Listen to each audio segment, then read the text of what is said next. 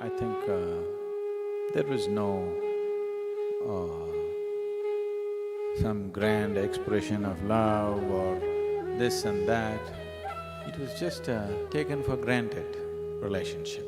It's taken for granted that we are of paramount importance to her. So, it never occurred to us, oh, she loves us, she takes care of us. These thoughts never came. It's like that's all her life is about, that she… just what matters in her life is just us. She gave us that cocoon and I think that made a tremendous difference to all of us in those times. And as I've already many times said, she made everything with her hands in the house, from cooking to embroidery, stitching drapes and stitching things, everything was her work. Her signature was all over the house. Without saying a word, it was simply everywhere. I remember when we went out to other places, always every pillowcase, every bedsheet, everything is embroidered.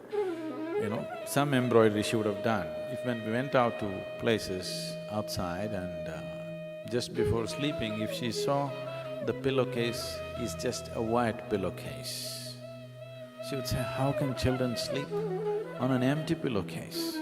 And within 5 minutes, she would put a small parrot. I remember those green parrots so well, because looking at the damn parrot, I would just fall asleep.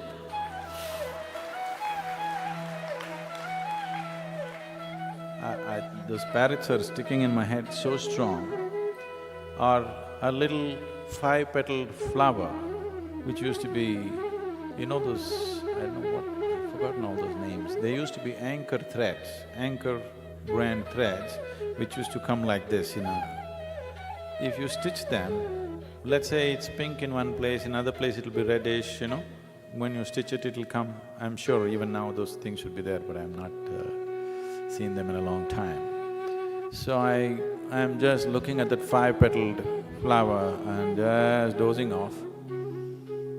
And it's largely pink, 3 petals are pink, 2 petals are slightly reddish, and my mind is just thinking, why the hell is it like this? Why… I remember this thing so well. I'm talking when I'm like 4 or 5 years of age. I'm just thinking, why is it those 2 petals together have come red and the other 3 have come pink?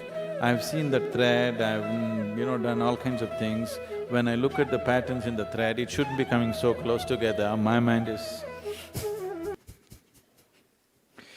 So, all these little things, cooking enslaved us. It doesn't matter where we went, even if we were taken to a wedding or a party or whatever, we pretend to eat there and come home and eat well.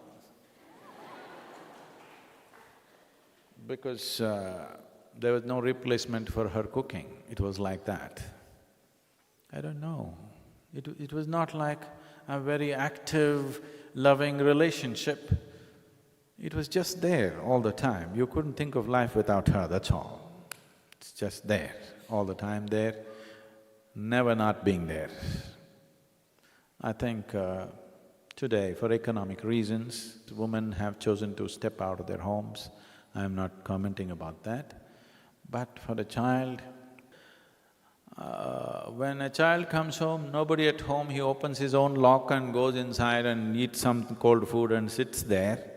This is the fate of most of the Western children, and unfortunately this is becoming the fate of most of the Indian urban children. Just that thing, when you come home, she takes your bag and she asks you what happened, and you want to run inside with your shoes on and she pulls out your shoes. These are not simple acts. These are life-transforming acts, These are truly life-transforming acts. I think in many ways. The other dimension of who I am is different, but as a person who I am, I think she had a huge influence quietly, without saying a word, no teaching, no talking down. My father always tried to talk me down and tell me, this, you have to be like this, otherwise you'll become like this. None of it stuck in my head. But she just quietly, without saying a word about it, I think she impacted me hugely, very hugely, I would say.